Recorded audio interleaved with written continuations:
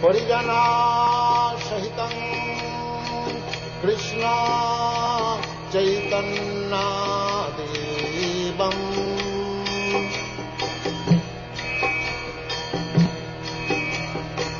Sri Radha Krishna Pada Sahitam Krishna Lalita Sri Vishakhantam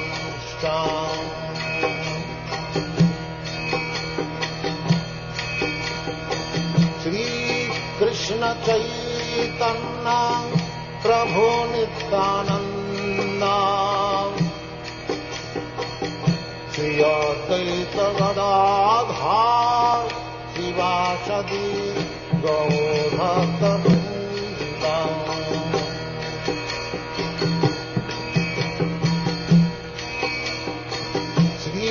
Krishna Chaitanya Prabhu Nityananda Shri Advaita Gadadhar Shivasadi Gaurabhakta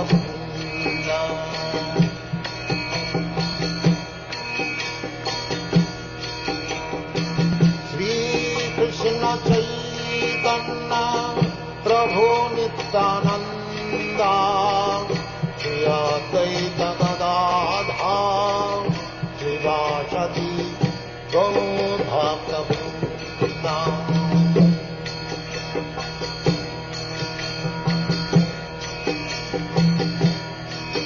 Hare Krishna, Krishna Krishna, Hare Hare, Hare Rama, Rama Rama, Hare Hare. Hare Krishna, Krishna Krishna, Hare Hare, Hare Rama, Rama Rama, Hare Hare. Hare Krishna, Krishna Krishna, Hare Hare, Hare Rama, Rama Rama.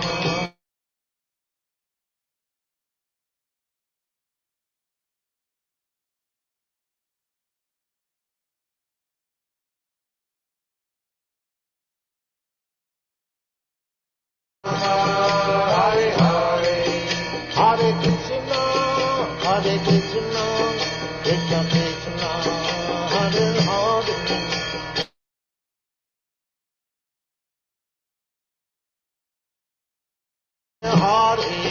Hare Krishna. Hare Krishna, Prasannatma, Balaram Prabhu ji, Dandat Pranams. Hare Krishna, Prabhu, Dandat Pranam. Hare Krishna devotees, Dandat Pranams to all. We welcome all of you for the today's morning program, Nityam Bhagavatha Sevaya. And today we are very fortunate to have His Grace Prasannatma Balaram Prabhu, and he will enlighten us on Srimad Bhagavatam, 5th canto, 1st chapter, verse 38. Over to you, Prabhuji. Hare Krishna. Hare Krishna, Prabhu. Thank you so much. Dandat Pranams to all the devotees. I hope my audio is okay, audio, video. Yes, Prabhuji. Thank you. Om Namo Bhagavate Vasudevaya. Om Namo Bhagavate Vasudevaya. Om Namo Bhagavate Vasudevaya. Narayanam Namaskritya Naram Chaiva Narottamam Devim Saraswatam Vyasam Tato Jaya Mudirayet Nashtaprayeshu Abhadreshu Nityam Bhagavata Sevaya Bhagavate Uttama Shloke Bhaktir Bhavati Naishtaki Mukam Karoti Vachalam Pangum Langayate Girim Yat Kripatam Aham Vande Shri Guru Dinatarinam Paramananda Madhavam Shri Chaitanya Ishwaram. Hare Krishna once again to all the devotees. So, sorry. Let's try to share the shloka that we are going to look for today.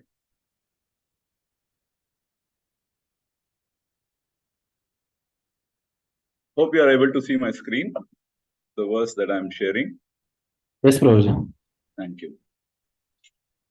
So we are in this fifth canto, the first chapter, which is actually the activities of Maharaja Priyavrata. And today we are looking at shloka, verse number 38. It's a long verse. I'll just read this now.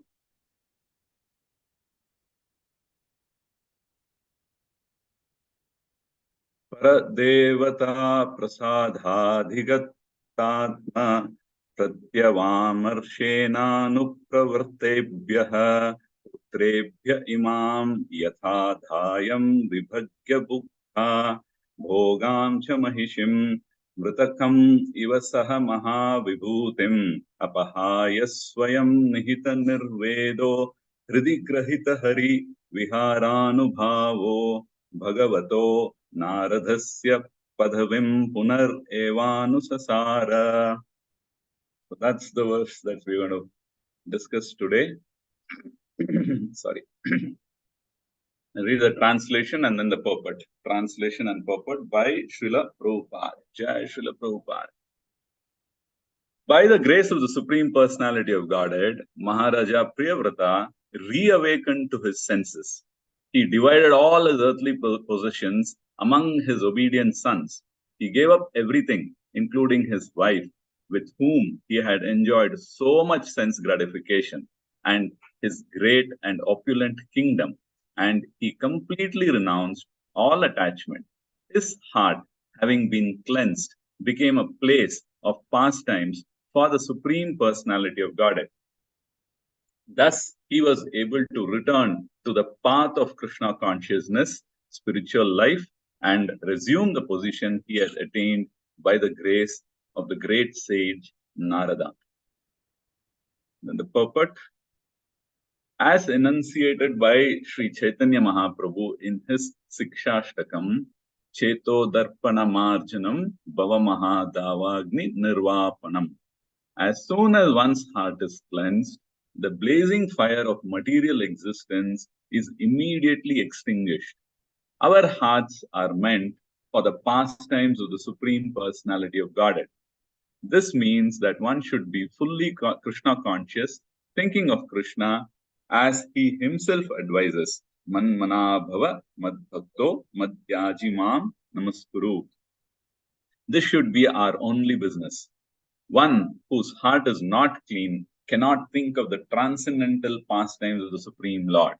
But if one can once again place the Supreme Personality of Godhead in his heart, he very easily becomes qualified to renounce material attachment.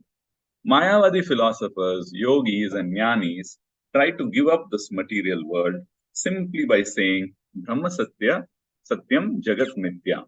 This world is false. There is no use of it. Let us take to Brahman. That is what they say. Such theoretical knowledge will not help us. If we believe that Brahman is a real truth, we have to place within our hearts the lotus feet of Sri Krishna, as Maharaja Ambarisha did. Sevaya Krishna Padara Vindayo. One has to fix the lotus feet of the Lord within his heart. Then he gets the strength to be freed from material entanglement. Maharaja Priyavrata was able to give up his opulent kingdom, and he also gave up the association of his beautiful wife as if she were a dead body. However beautiful one's wife and however attractive her bodily features, one is no longer interested in her when her body is dead. We praise a beautiful woman for her body, but the same body, when bereft of a spirit soul, is no longer interesting to any lusty man. Maharaja Priyavrata was so strong by the grace of the Lord that even though his beautiful wife was alive, he could give up her association exactly like one who is forced to give up the association of a dead wife.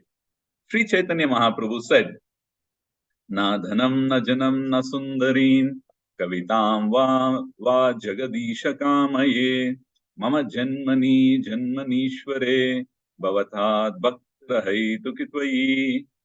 O my Almighty Lord, I have no desire to accumulate wealth, nor do I desire beautiful women, nor do I want any number of followers. I only want your costless devotional service birth after birth.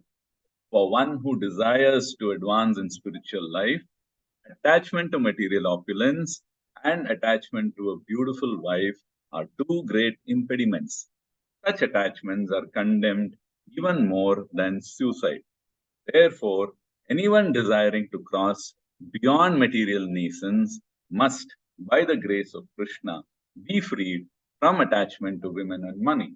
When Maharaj Priyavrata became completely free from these attachments, he could again peacefully follow the principles instructed by the great sage Narada. Hare Krishna.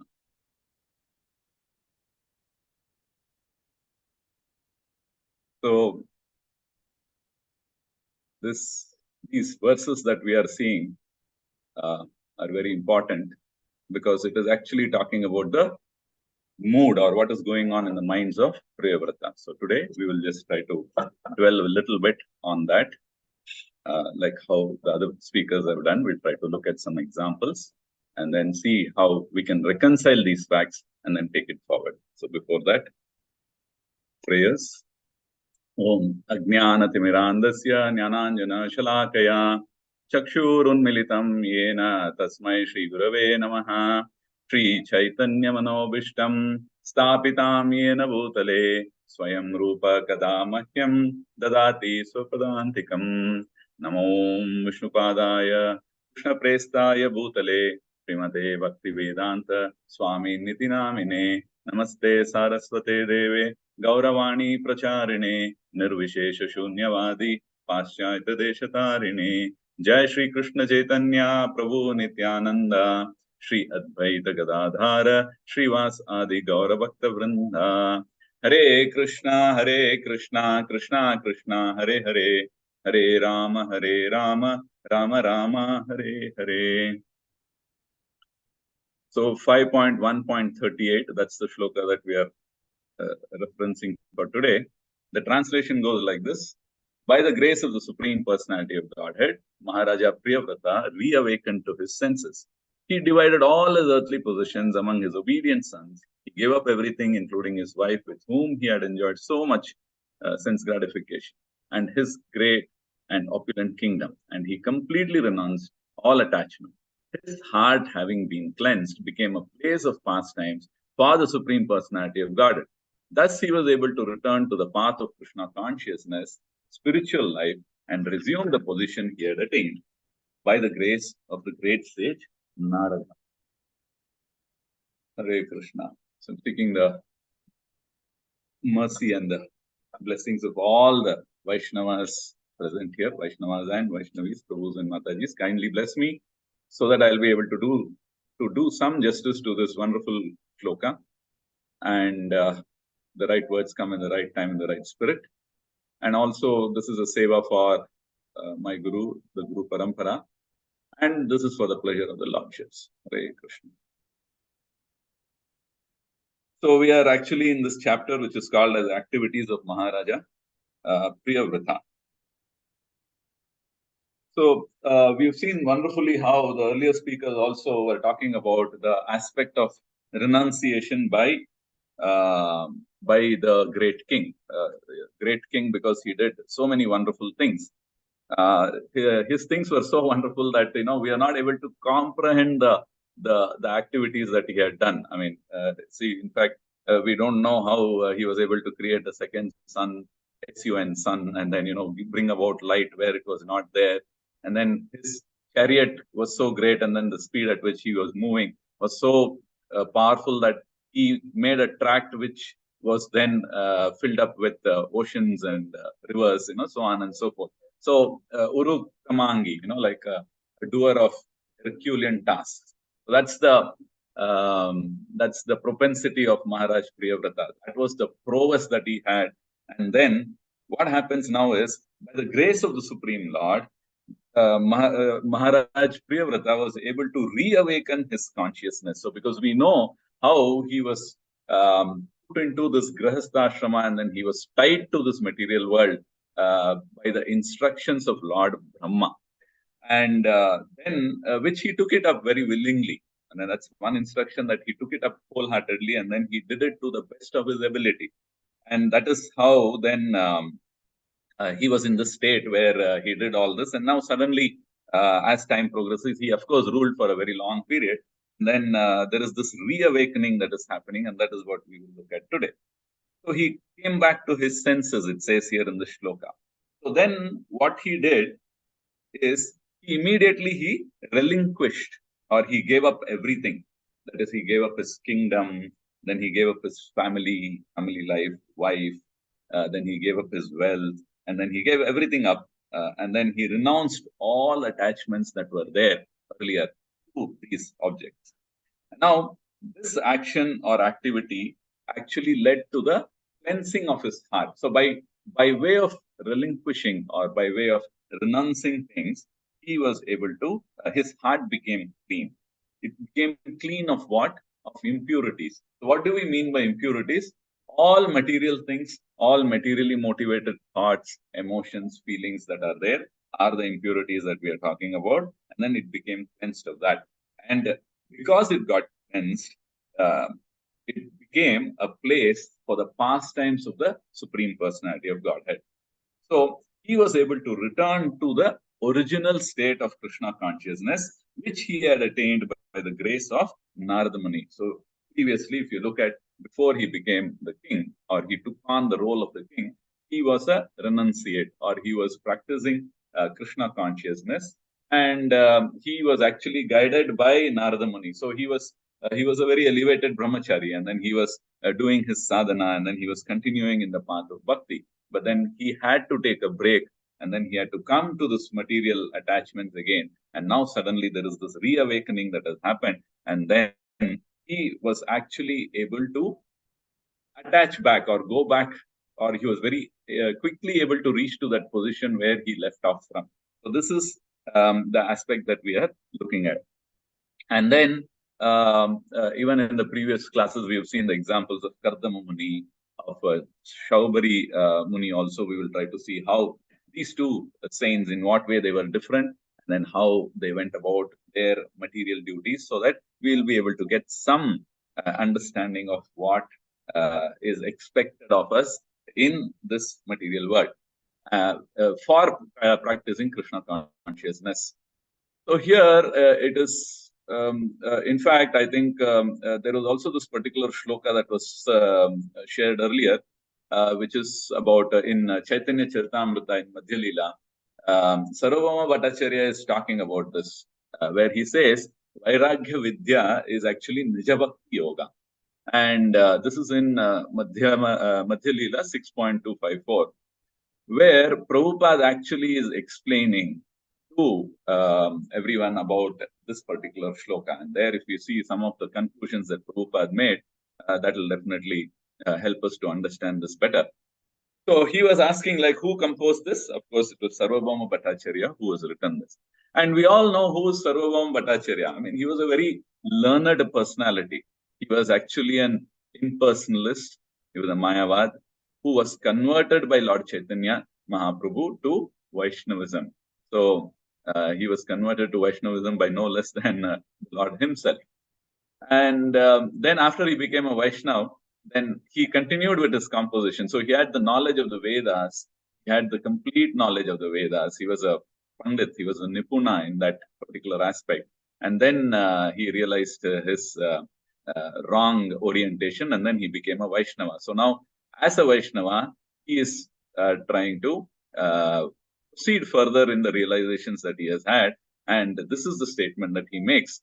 So where he says that he's actually praying to Chaitanya Mahaprabhu, and he says, let me take the shelter of the Supreme Personality of Godhead, Shri Krishna, who has descended in the form of Lord Chaitanya Mahaprabhu to teach us real knowledge, his devotional service and detachment from whatever does not foster Krishna consciousness. So he has descended because he is an ocean of transcendental mercy. Let me surrender unto his lotus feet. So there is this wonderful mood of surrender. There is also this wonderful mood of being aware of the ocean of transcendental mercy that is there coming from Chaitanya Mahaprabhu, and that is needed for any individual to reattach oneself to devotional service rather than continue with the material concept of life. So in this, Prabhupada goes on taking the evidence of scriptures, and then he talks about 4 things which are not needed. And then in that, it goes like this, where it says, Janmaishwarya Shruta Shri. That is a shloka in Srimad Bhagavatam 1.8.26. That's what Prabhupada is quoting. And then he says, these 4 things are not needed, actually. So, what are these? Janma, Aishwarya, Shruta, and Shri. So, what are these? Janma means birth. So, you don't need a very high birth to do devotional service. Then you don't need Aishwarya or wealth to practice Krishna consciousness.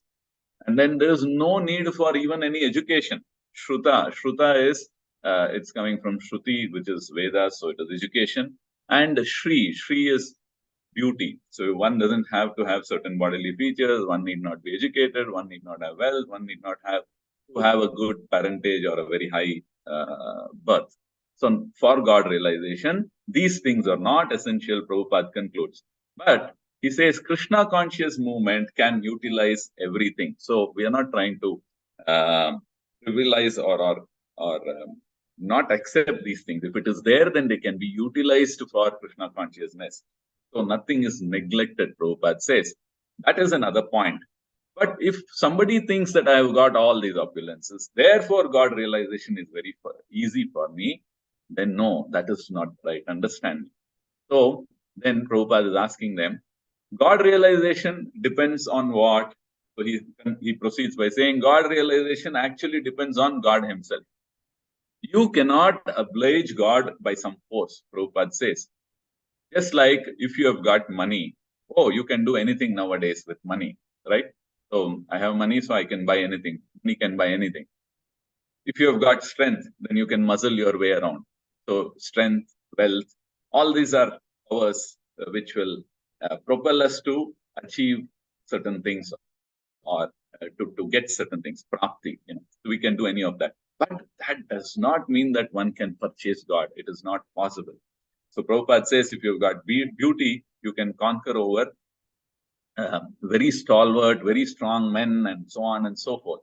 But then you cannot conquer God. God is not going to be impressed by your beauty, nor is he going to be impressed by your wealth, nor is he going to be impressed by your education, qualification, knowledge, nor by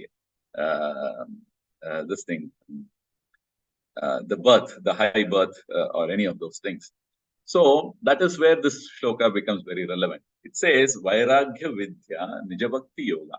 To conquer God is bhakti. So the whole aspect of conquering God, I mean, so to speak, we can take it in inverted quotes because we are not there to conquer God, but then God can be conquered. And we have seen many examples. So right now we are celebrating the Damodar month. And the whole Damodar Leela is about conquering the Lord, and then how the Lord was conquered by Yashoda Mai.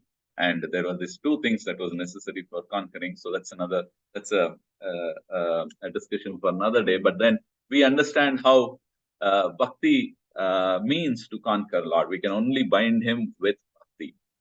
And now, if one is advanced in devotional service, then one can conquer God. And then Prabhupada takes the example of the gopis.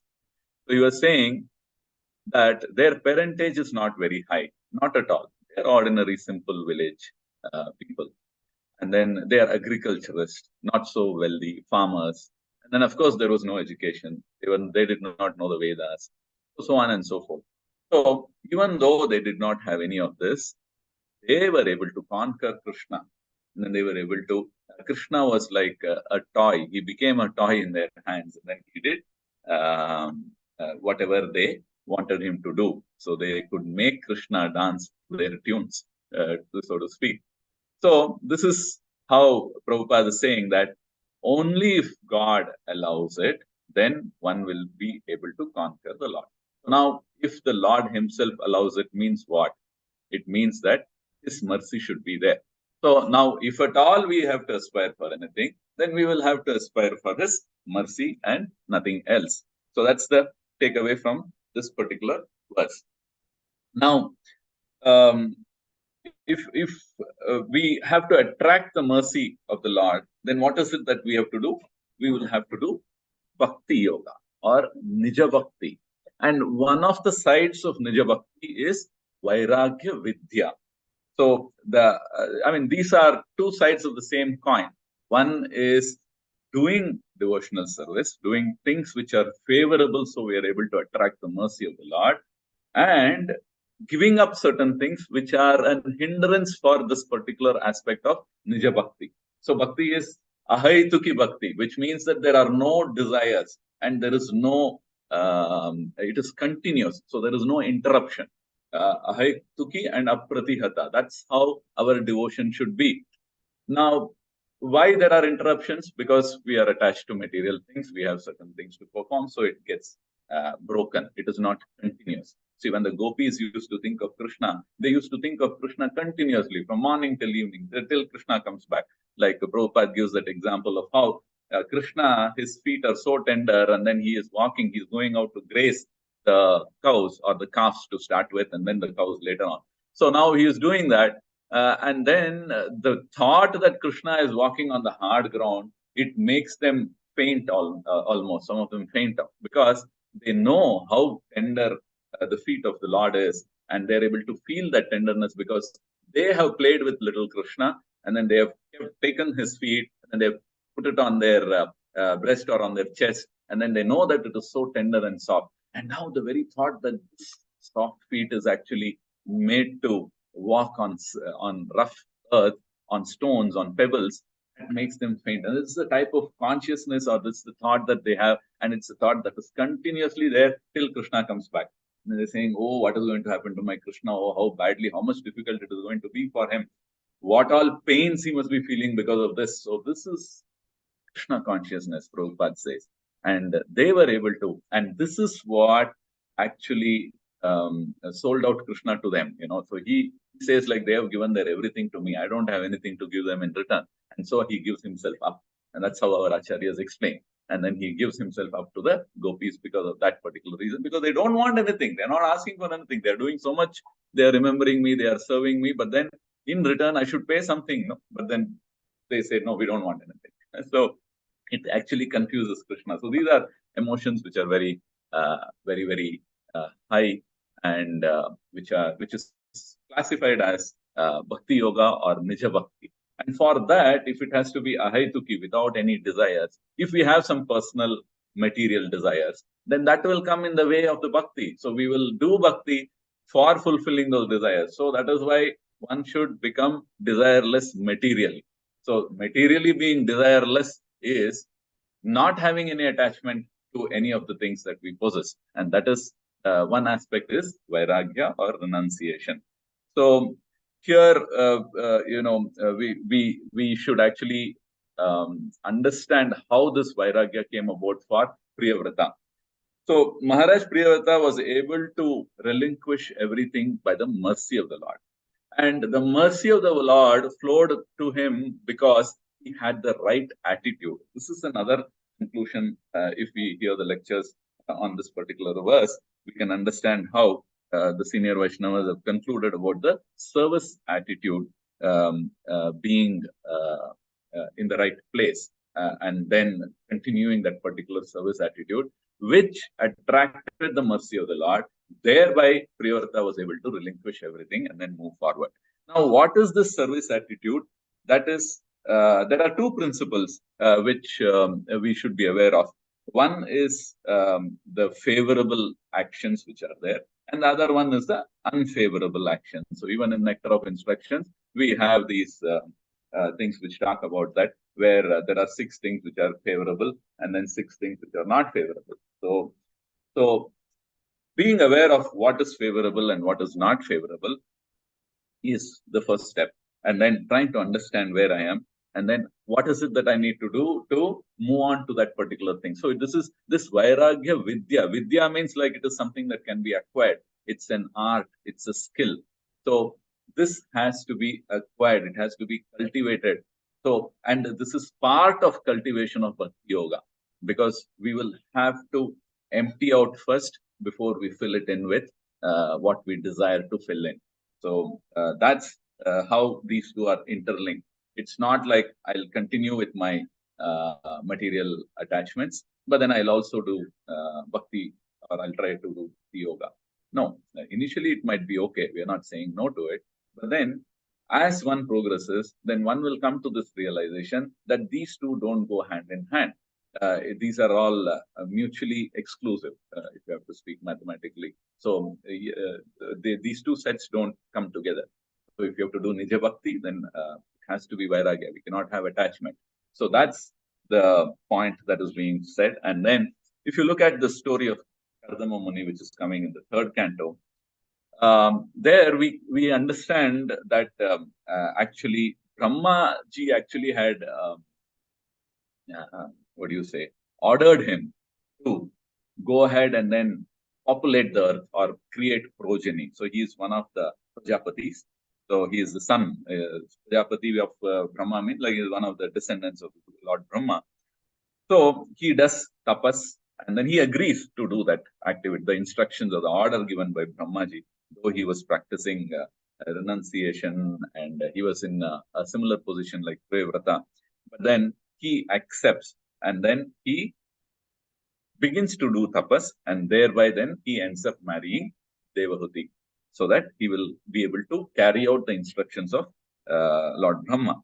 And then, of course, he goes on to, and then he has 50 daughters, and then all of that happens. So we know that story of Kardama Muni. But then what is one thing that is noteworthy is, as he was getting into Grihastha Ashram, his exit was very clear.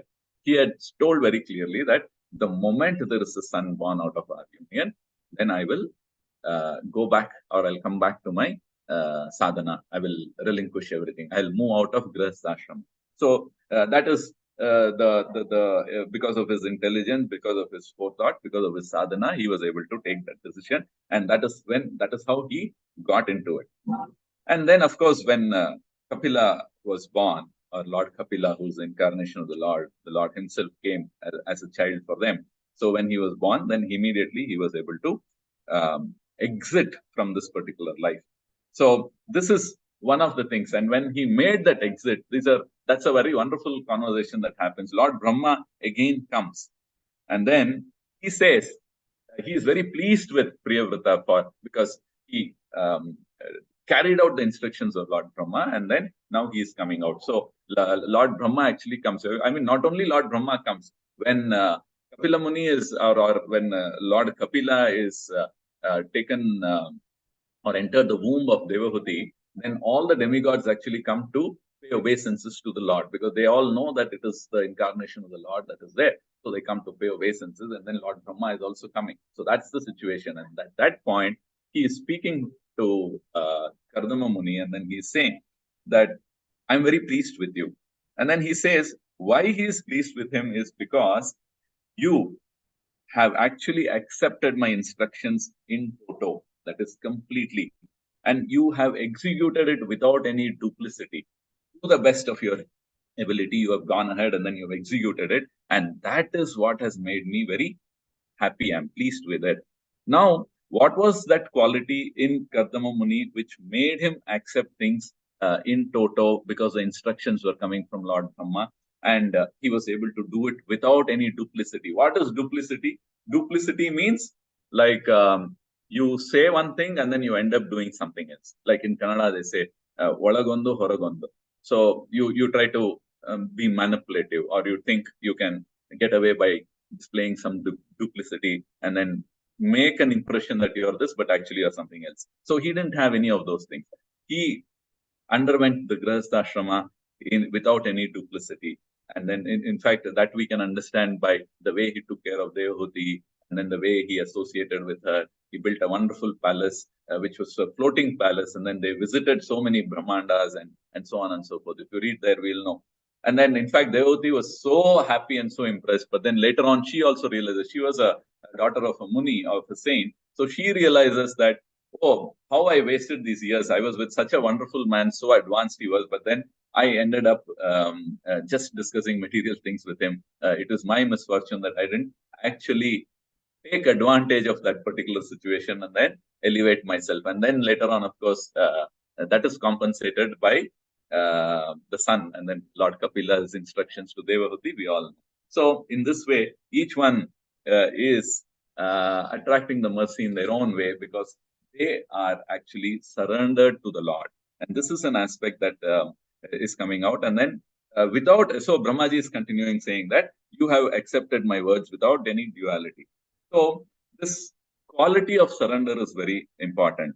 And then the service attitude is at its best when we surrender with the right attitude, or that quality of surrender is what determines how much of mercy that we can attract. So now here the Kardama Muni was actually surrendering to the father, the guru, because the father was also the guru. And then there was no cheating in the no duplicity means there is no cheating. So sometimes we have this among the 4 propensities that we have. One is the cheating propensity, right? So cheating propensity means like trying to cover up, trying to do something, say something and then do something else, like I said. So this is actually, where is this stemming from? This is stemming from the false ego. So because why we get into this mode of cheating? Because we want to project a certain image of ourselves, or we want to create an impression in the mind of another of who I am or what I am, even though I am not that. So this is the work of false ego.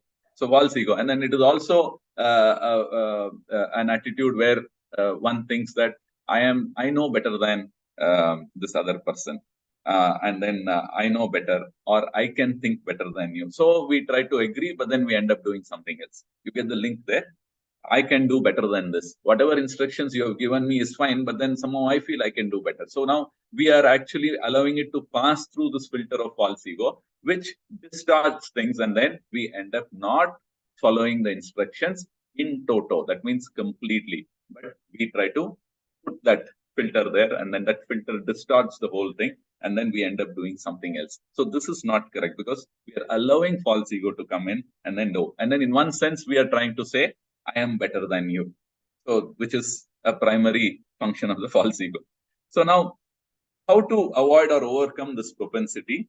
It is a very simple solution. It says by just following instructions of the Guru, instructions of the Vaishnavas, senior Vaishnavas, instructions that are coming from the Parampara.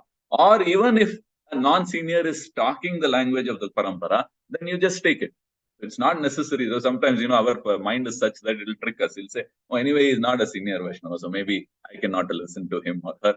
But then the moment you understand that this instruction is the same instruction that is coming from the Parampara, then it has to be followed if the situation demands, without any adulteration or filtration or distortion or any of those things. So this is what Kardama Muni did. And this is why then he was able to come back when it was time for him to come back to his original consciousness of Krishna. So this I-centric is very, very important that we'll have to identify. And then, it creates an urge within us to deviate from the instructions. And that is why it should be controlled or subdued, because it comes in the way. It does not allow us to follow instructions, even though our intelligence might say, yes, I know I have to do that. We are all intelligent enough to understand that we have to cooperate. We'll have to cooperate with each other for doing something in the temple. Any temple activity is devotional service. So if we have to do devotional service, then we'll have to cooperate. The intelligence is saying, but then the mind doesn't allow. Why the mind is not allowing? Because the mind is covered by this false ego, and then we allow ourselves to get deviated. And then we try to justify using our intelligence, saying that, okay, that is correct, but then, I thought this was better, or it's even more better, and things like that. But then we will, without realizing, we will end up creating a bottleneck somewhere else because we change something. And this is the maturity that one needs to have every time when we are working together. Then the ego is also beaten. What happens internally? Okay, externally, the whole activity goes on smoothly. That is one aspect. Internally, our ego is beaten. And that is what we see in this particular verse also, where it says, Cheto Darpana Marjanam, where we have to clean. Chaitanya Mahaprabhu is saying that there is this constant endeavor. This cleaning is an activity which is not like, okay, I did it once, I'm done, dusted, over, finished. No. After some time, then again there is dust coming on. So people who are involved in the cleaning of the temple will understand. Morning only it was done, and then by afternoon you'll see one layer of dust there because of the various activities or whatever it is. So again, some cleaning has to happen. So this Cheto Darpan cleaning is a continuous activity. It's not like I did it once and then I am over. Now I can do other things. No. So one has to be watchful, mindful of how the dust is coming and getting accumulated, and one has to immediately clean it off and continuously. So this constant endeavor is very important. And this constant endeavor means it is continuous or it is continual. So there, even in the corporate, they talk about continual improvement. You have come to position from A, you have come to B. Now from B, move to C, then from C to D, and so on. So there is no resting. So in this way, our advancement in Krishna consciousness also has to be like this. We can't say, okay, I've come to this stage, now I can relax. No, it's not like that. It's like they give this example of swimming in the upstream. The people who are swimmers will realize that even if you have to stay in the same place, you have to put some effort, because if you take away that effort, then you will be swept aside. The downstream, you'll be swept aside by that current. So Maya is like that river, the current. It takes you back. But if you have to move forward, more effort, and to stay there also, effort is needed. So now, how can we develop this instruction, this particular attitude of service? That is by following instructions, by not having duplicity, and then the aspect of respect and faith is very much needed. We have to have faith in the system. We have to have the faith that whatever the seniors are doing is for the good of the congregation. Now, seniors, why they are seniors? Not because, I mean, there is the parampara that has appointed them to play a certain role. So that means by obeying the senior Vaishnava, we are actually obeying the Guru or the parampara. So like this, the alignment has to be there, so we will be able to see. Even if there are some gaps, sometimes it is better to, I mean, of course, one can have a discussion, talk about that point and all that. But once the clarification is done, then we will have to accept things in toto and then move ahead without any cheating propensity, without trying to create some shortcuts or, okay, now I will say yes, then later on I know what to do. That sort of thing should not be there. And that is definitely a beating on the ego. So such personalities who accepted things in toto and then went about doing, who actually are giving respect by way of following instructions, word for word. In this way, when we understand the lives of such great personalities, then we can understand how we will have to overcome our ego. And then another aspect that came out was about not even arguing, or giving justification. Like King Priyavrata did not even justify. He didn't lament, oh, what have I got into? Where was I? And where did I come? But anyway, and then try to justify by saying, anyway, I was instructed, so what to do? And this was, so I am here now, let me continue. No, he took a call. Okay, I have done what I have to do, but then now it is time for me to come out of this. So spiritual progress actually is determined by oneself. And that is the turning point. Like they say, even we have seen while preaching or while interacting with devotees, or while we ourselves came into Krishna consciousness, it is always that first step has to be taken by us. So we will always have to take that first step, and then later on, the Lord arranges things for us, or he takes 10 steps forward. If we take one step towards him, he takes 10 steps towards us. What does that mean? It means that he waits till we decide, and that decision, that free will, is still with us. So now we can see how Priyavrata actually decides, and then he takes that step, and that step is a big step now. That is the step of Vairagya Vidya, where he is able to renounce everything, and then he is able to quickly, give up everything, and thereby very quickly his heart became clean. And when the heart became clean, then it became a place where the pastimes of the Lord were happening. So, which means that he was able to feel more connected to Krishna, and he was able to actually make himself in the path where more revealed knowledge will come to him. So that's how it is there. And then for this, the first step is to follow instructions. And following instructions is like saying yes to everything. Yes, sir, kind of an attitude we should have.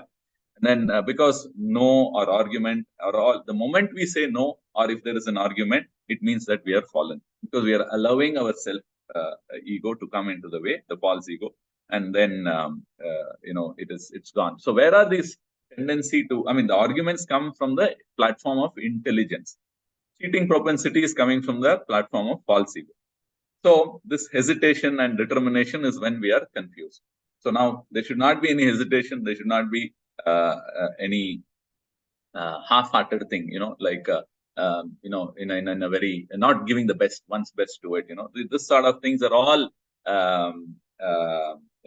an indication that we are confused, or there's a conflict between my intelligence and my false ego, and so on and so forth. So that is why they say, like, one has to be dridavritta. So once you decide, then don't think unnecessarily. That's why they say too much of unnecessary thinking is also not nice. We cannot think when we have to execute. Just execute as per the instructions and then move on. So this is what it is. And then if you look at the life of Saubari Muni, he also was a Muni, and then he also came into Grihastha Ashrama. But then the way he came into Grihastha Ashrama is very different from how Kadam Muni got in. And that is why he was not able to get out so easily like how Kadam Muni was able to get out. How he went in, he started off, he was actually doing penances like Kadam Muni, but his penances are even more stronger because he was inside the water and then doing it. So, but then he developed some attachment to the fishes that are there. He sees two fish mating, and then there is this urge that comes up which makes him get into Grihastha Ashram. But before that, actually, he would have, he also ends up doing Vaishnava Aparadh because he ends up giving instructions to Garudadev. Garudadev's position is much higher, but he has not realized that. He thought him to be a mere bird, and then he told him not to eat the fish. He actually forbade him. So that is a mistake that he did, ordering somebody who's much senior. And then he was also stopping the dharma of the bird is to eat, and then he was stopping it. And then he also ended up cursing him and then saying that you should not do it, otherwise you will not. It's not going to be good for you. So because of all these faults, it took a long time for him to get out of that particular position of Grihastha Ashrama and then the attachment and all of that. So this is one of the aspects that we should understand. And then the compassion, both of them, of course, had compassion. There are a lot of similarities between them. They both were compassionate because he didn't want, we can argue in a different way and then say, Saubari Muni had compassion for the fishes, so Paradukha Dukhi, he didn't want them to suffer, so he said that. All of that is fine, but then the primary, the rule which is sitting on top of all of this is the tattva, which is that Garudadev is an associate of the Lord and he is much senior. And then I should not, forgetting one's position and then taking on without realizing one's position, and then talking too much, talking out of turn or talking beyond one's capacity or realization, like choti mu badi baat, that's something that is not that will not go well in the progress of Krishna consciousness. However, we might try to justify it, it will not, especially when we are in the association of devotees where everybody is practicing. We will have to get that. So both of them had there are 5 elements which are relevant for this fall down, which is, one is association, and then there is this holy place, and then it was both of them were in ashram. They were in the banks of the river. One was inside the river. Then there was this cause of protecting, and then but then the only difference was that Saubari Muni had attachment, whereas Kadama Muni was not attached, because before itself he knew. Now, how do we detach ourselves? By knowledge. What is that knowledge that will help us to remain detached? Is the knowledge that nothing belongs to me. This is how a Vaishnava thinks. Isha Vasyam Idam Sarvam. Yatkincha Jagatyam Jagat. So there's a wonderful shloka from Isha Upanishad, which tells us that if we go with the primary understanding that everything is belonging to the Lord and nothing belongs to me, then there is no question of renouncing it. We will know that we did not own it in the first place only. So where is the question of renouncing it? While renunciation is good, when then not developing any attachment is even better than renouncing.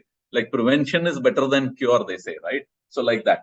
So this is the view, or this is how Vaishnava look at it. And this we can understand by even simple examples. So like if you look at something that doesn't belong to you, like let's say we drive our car and then that car is packed up. So for that day, just to help you out on something important, you take your neighbor's car or your friend's car. Actually, on that day, you will be more careful.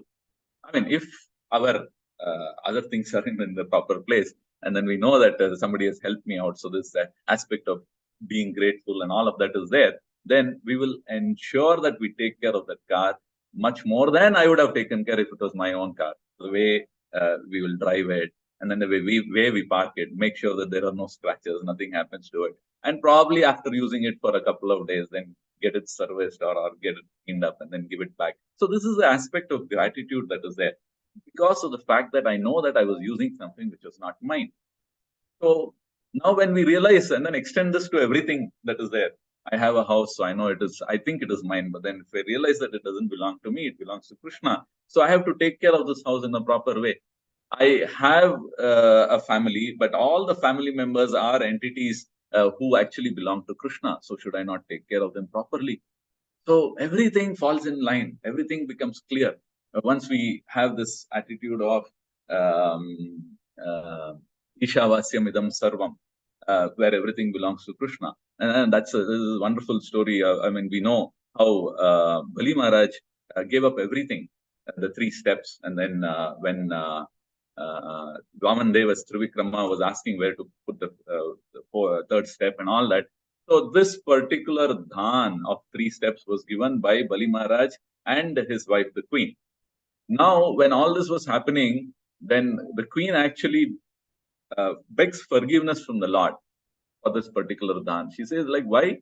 Because she's saying, her view is that, she says, please forgive my husband, Bali, because he thought that it was all his, and thereby then he gave us dhan to you, but actually everything belongs to you only.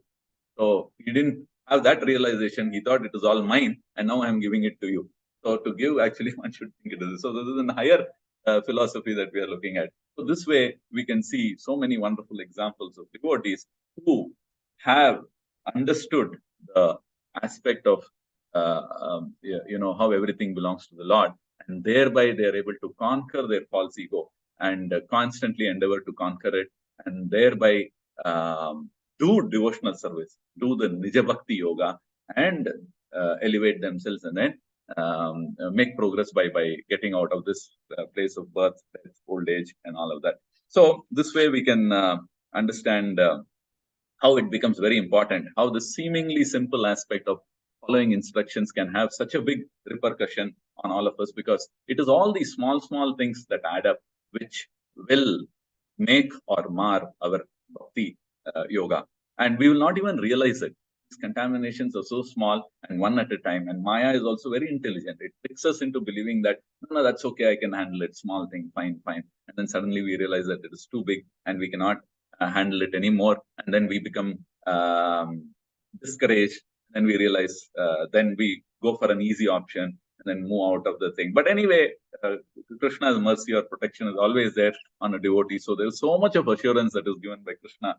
Api chet saduracharo. So even if you deviate too much, then Krishna will again bring back. But that's because of the small devotional service that we have done, Nija Bhakti that we do, the small renunciation that we do. So let's start smart by looking at day-to-day things, and then in our day-to-day interactions with Vaishnavas, and then try to get these qualities, the qualities that great personalities have displayed, and they are teaching us through the Bhagavatam, through Chaitanya Charitamrita, through Bhagavad Gita. Even in Bhagavad Gita, there is a shloka which says, Bhogeshwarya Prasannatma. Unless we give up material attachments, we will not be able to samadhavna vidiyate. Vyavasayatmika buddhir. That means the knowledge to move towards Krishna will not happen if we are attached to material things. So this is some essence of what these shlokas are saying. And then, in fact, if you look at these shlokas up to the conclusion, another 3-4 are there, and then that completes the chapter. All of them talk about this, the mind of Priyavrata, like I said before. And that mind, going into the mind of Priyavrata, will help us to understand what is the gap that is there, and then how we can bridge it. So, and then how we can aspire for the mercy of the Lord, and by doing things which will please Him. And what pleases Him best is cooperation. What pleases our parampara best is cooperation. And the only thing that comes in between us and cooperation is our own false egos. So on that note, I'll stop here. If there are any comments or questions anybody has, please go ahead. Otherwise, thank you so much, and Hare Krishna to all of you.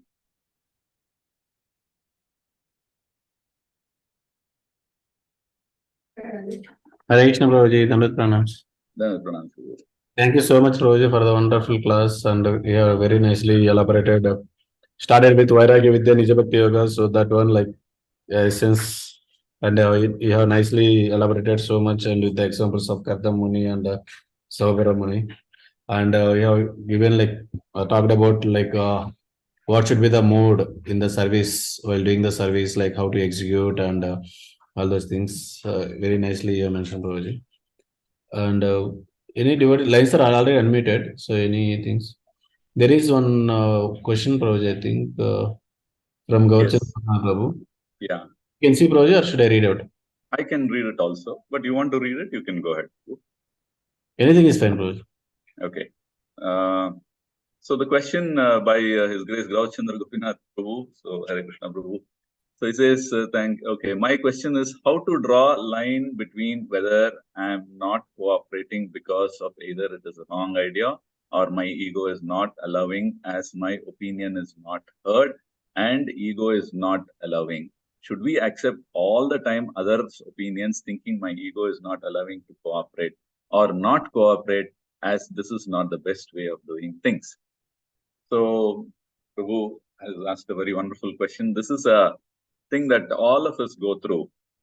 So there are many factors that affect us, and to what extent the way we argue or we put forth our opinion is important here, in my understanding, because the way we react, that tells very clearly whether I'm telling in the mood of trying to ensure that the activity is happening in a better way, or I should be heard, or my way is the right way mood. So that is something that we all will know ourselves, even though we try to cover it up, but within us, we will all know. So where to draw the line, that depends on the individual, and that individual knows. So because I know whether, even if I'm praising somebody, I will know whether I'm praising just like that in a false way or if I genuinely mean it. And I'm sure that that will go to that other person also. But we will not talk about that. Let's just talk about ourselves. And then we will definitely have an idea. And one more way, if you have to look at it from an outside, like we all play various roles. So now if I'm playing a role of a leader, then or if where I have to execute something, then sometimes some amount of push is needed. But then if I am playing the role of taking instructions and then executing, it could be another activity, because see, all the time all of us cannot be leaders, or all the time all of us cannot be only taking instructions. We end up doing both because we are in the system, and then it's the same group that we interact with. So there is always this thing that keeps happening. It's dynamic, it keeps changing. So depending on the activity, I'll know whether I am supposed to just take instructions here, or I'm supposed to also add some value, or try to do that. So we'll have to, in our mind, clearly bifurcate this. And once it is bifurcated, we are in that region where I can suggest something, because we are given an opportunity for that also. So there is a meeting, a discussion that happens where there is an opportunity to put forth the particular thing. So once that is done, and then the discussions are over, and then we are convinced, or even if we are not convinced, but the majority is convinced, and then we realize that everybody seems to like it, so let's go with that. So many times we do that, especially when we are with our family members. We may not want to go out and eat, but then we do that because it pleases the children or something. I mean, I'm just showing an example. And so like that, we sometimes give up certain things. So in that same way, swallow the pride and then go ahead and then execute it. So depending on situation. So it is situational, probably, in my way. I hope I answered your question, but that's what I could think of. Hare Krishna, thank you. Others can add something. This is a very heavy topic, and I'm sure all of us will have opinions on this. So.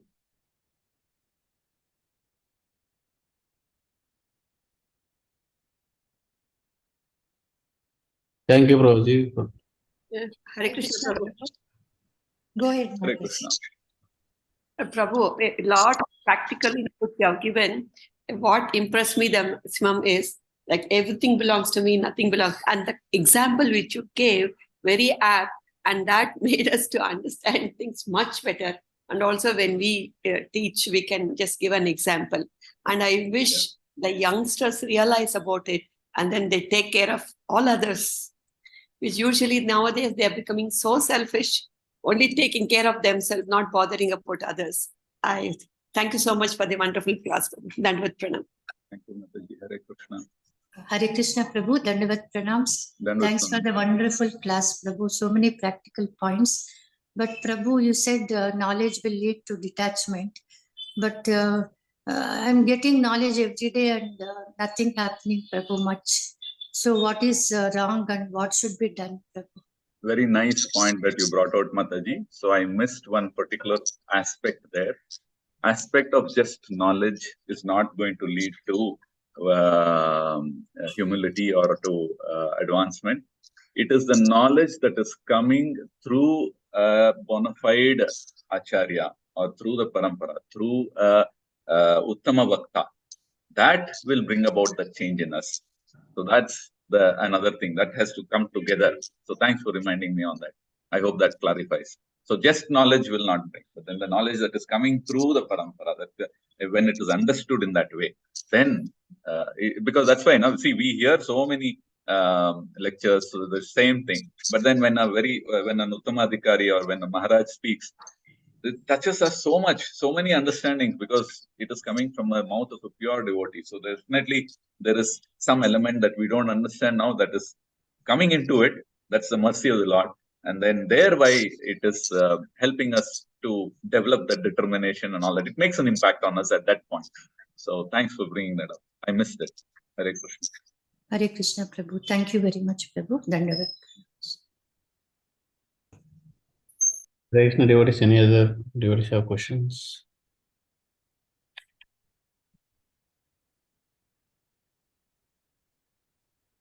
Prem Priya Mataji mentioned, Hare Krishna Prabhu, thank you for the wonderful teachings you shared of how simplicity attracts Lord, not high birth, high education, beauty, etc. Also, how one should be surrendered to instructions of Guru, Sadhu and senior devotees that please them, and ultimately Lord Krishna not to be duplicit. Yeah. Thank you, Mataji.